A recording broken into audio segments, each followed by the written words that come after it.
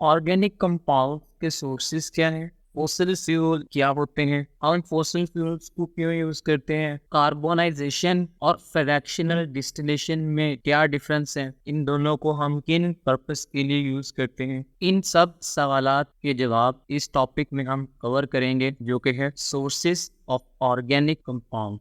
Organic compounds के major 3 sources हैं nature में।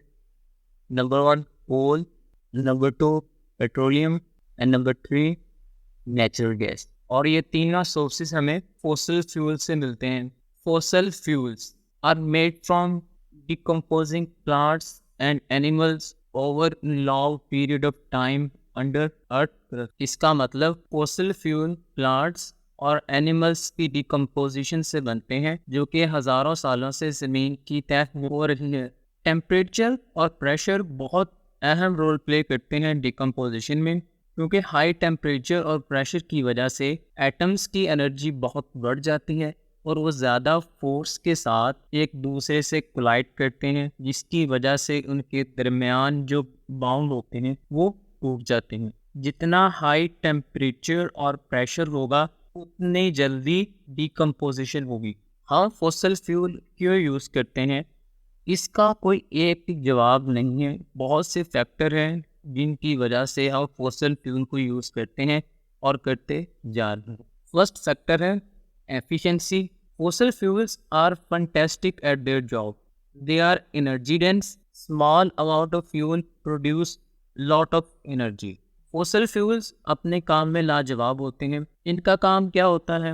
एनर्जी प्रोड्यूस करना, और वो ये काम बखूबी करते हैं। ये एनर्जी से भरे होते हैं। थोड़ी सी अमाउंट को बर्न करने से बहुत ज़्यादा एनर्जी प्रोड्यूस होती है, जिसको हम फर्दर डिफरेंट प्रोसेस में यूटिलाइज करते हैं।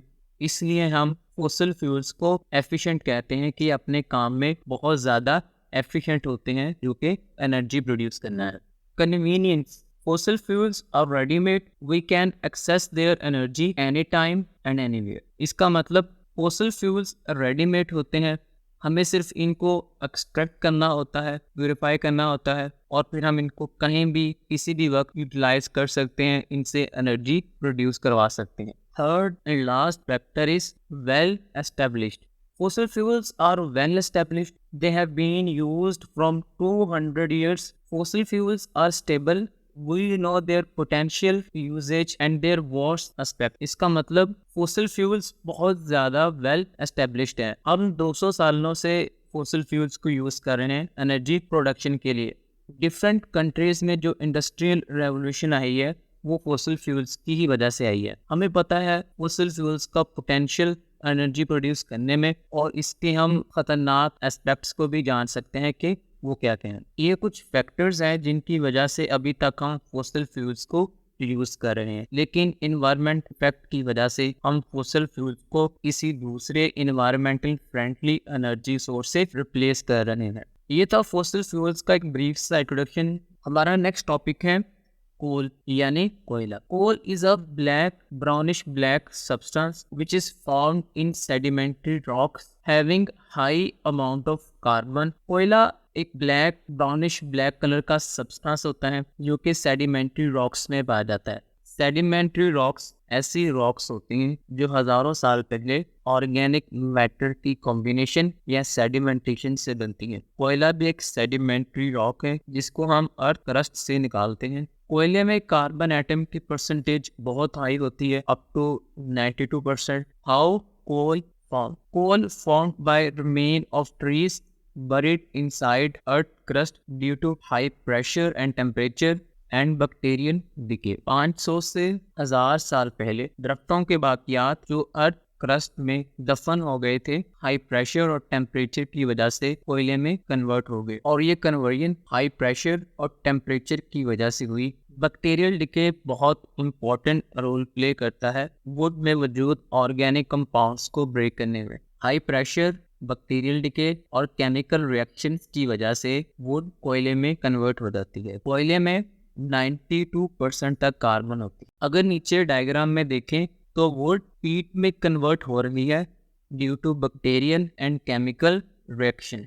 पीट में 30 to 45% कार्बन मौजूद होती है at high pressure and temperature peat further convert हो जाती है लिग्नाइट में, और लिग्नाइट में 60 to 70% कार्बन कंटेंट होता है। जब लिग्नाइट पर फर्दर प्रेशर अप्लाई किया जाता है तो वो बिटुमिनस ऑयल में कन्वर्ट हो जाती है। 76 to 86% कार्बन मौजूद होती है, और जब बिटुमिनस ऑयल पर फर्दर प्रेशर इंक्रीज होता है तो वो एंथ्रासाइट में कन्वर्ट हो जाती है, जो कि ऑयल की सबसे प्योर और फाइनेस्ट क्वालिटी कंसीडर की जाती है, जिसमें 90% कार्बन होती है। लिग्नाइट, बिटुमिनस एंड एंथ्रासाइट, ये तीनों कोल की टाइप्स हैं, लेकिन इनमें जो कार्बन एटम की परसेंटेज है वो मुख्तलिफ होती है। अगर हम कार्बन को और कंसंट्रेट करना चाहते हैं और इम्प्योरिटीज को एवेपोरेट करना चाहते हैं तो हम एक प्रोसेस परफॉर्म करते हैं जिसको कार्बोनाइजेशन कहते हैं। वर्ड कार्बोनाइजेशन का मतलब ऐसा प्रोसेस जिसमें कोई चीज़ कार्बन में कन्वर्ट होती है, या हम कह सकते हैं ऐसा प्रोसेस जिसमें किसी भी सब्सटेंस में जो कार्बन की अमाउंट है वो कॉन्सेंट्रेट होती है। Carbonization is the heating of coal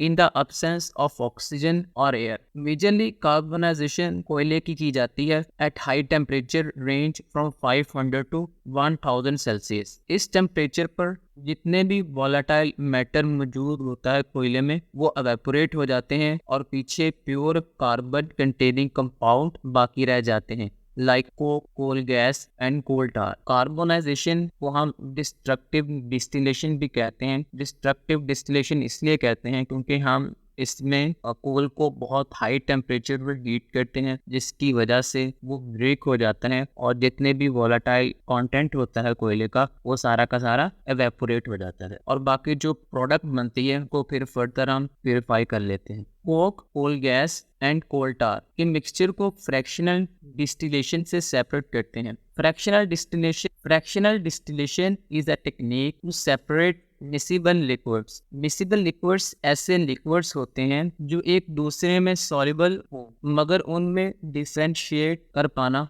बहुत मुश्किल होता है। फ्रैक्शनल डिस्टिलेशन में सेपरेशन बॉइलिंग पॉइंट की बेस पर होती है, जिसका बॉइलिंग पॉइंट जितना कम होगा उतनी जल्दी वो एवेपोरेट होकर सेपरेट हो जाएगा।